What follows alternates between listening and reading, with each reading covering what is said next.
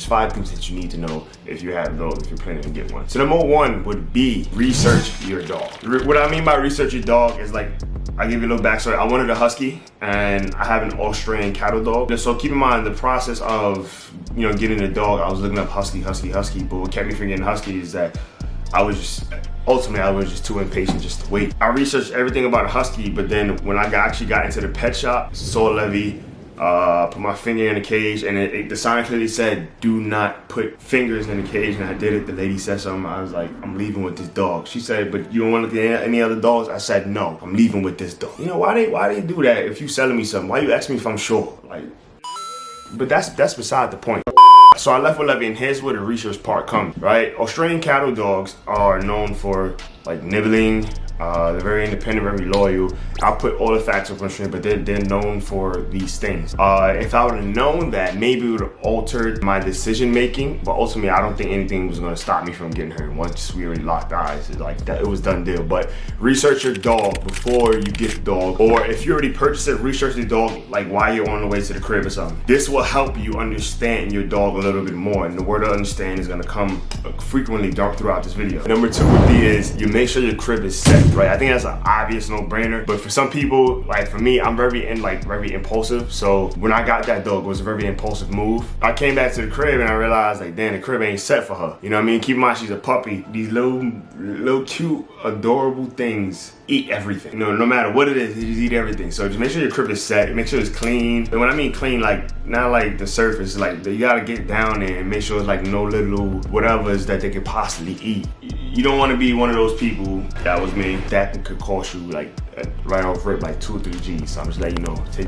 keep that in mind. Make sure you already have a designated area for your dog to sleep, also a space for them to use the bathroom. Make sure you got a playpen for them. The first night that she spent the night is bad, but I always remember the story. I thought she was hot in the living room, so I brought her into the room with the AC. I had her in a little bin, and I put her bed in there, and she was in a couple of toys, and she was just in there next to the AC chilling, right? And this is gonna be a part of this one and number 3. If I were to research from number 1, because I did research after I bought her, I did not know that Australian cattle dog deal with room temperature and basically with the window open. So recap, you gotta have everything laid out. You know what I mean? Everything laid out. Having insurance is going to save you a lot of money. No matter where you got your dog from, it's the initial price that you got your dog from is not gonna really mount up to what you're gonna spend on them for the duration of their lifespan. Even though my puppy is still a puppy, she should be 3 months on the 26th of July. So, and she's a Taurus. I don't know what that means. Jessica keeps mentioning it. So if you guys do know, please mention down below what exactly that means for Taurus. I'm not really into signs like that. She went through a lot for a puppy that I only had for 3 weeks. I took her to emergency room twice because kennels cough. I'll put the facts right here. Since I didn't know about it, it's the first time I had a responsibility. I was panicking, right? Like any good parent would do, they would want to make sure that the kid or their pup is good. So I rushed her to the emergency room. They said it was something with her GI, her general intestines. I'm just like, okay, maybe it's something that she ate, because she first day at crib, she did, munch on a lot of stuff, or just in general, because puppies do eat a lot of things. And sometimes you turn your head and she's munching on something you didn't even know was there. So they said one place said it was a GI, and the next place said it was kennels cough. So I was like, okay, cool. But we took her to another appointment because they didn't give us the experience that we deserved. So we went again for free, and they gave us another medicine. So now my dog has 3 medicines. I forgot to mention that they gave us medicines in the previous one. I put my dog on 3 medicines. She's not even 3 months old. Come on, bro. So I went to another spot, and they basically confirmed that it's kennels cough. But all of that story I just gave you, it was a lot. It was kind of off topic. I understand that, but all of that came out of pocket. The visits in New York City, just to see the doc, just to be in the building, your dog is $200 off rip. So you can imagine how much I just spent just medically for her. Get insurance. I have Healthy Paws, and there's a lot of ads for Trupanion, and also get this thing called Care Card. I'll put a picture and a link down below for you guys to see. But get those ASAP. If you can get it before the dog, get it before the dog. If you can get it as soon as you got the dog, do that, because it takes 30 days for it to clear, and you don't want something to happen in the midst of it, right? Number 4, dogs. Let me just make this point clear. Dogs cannot communicate the way I can communicate to you through this camera, and then how you're perceiving me through your screen. screen. They want to play all the time. They want to have fun. In order for your dog to be what you want it to be, you have to understand that your life is going to change. And you have to understand the other being that you have now. So like, understand what I'm saying is if you take the time to understand your dog, because quarantine, and for those who got dogs in quarantine, understand your dog, bond with your dog. You can get a trainer, but you spend a lot of training time with just trying to get their name and attention, his YouTube videos and that. Take that time and just be aware it's gonna be a financial burden. It's only a burden if you think it's a burden. I don't think it's a burden, so let's knock that away. It's also time constraints, right? Or even you can't go to locations because you have a dog. Just understand there's different variables, there's different factors into having a dog.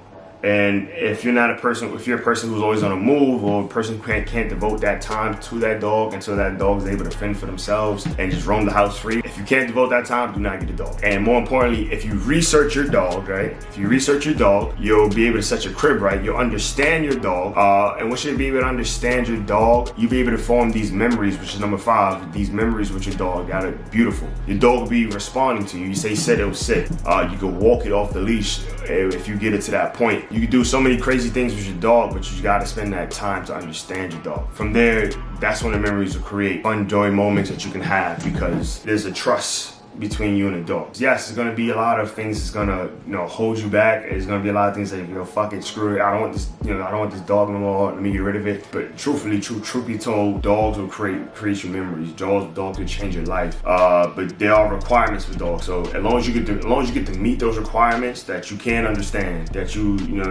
understand the simple things, that just making sure your crib is set often. If you can't do it all the time, make sure it's set often.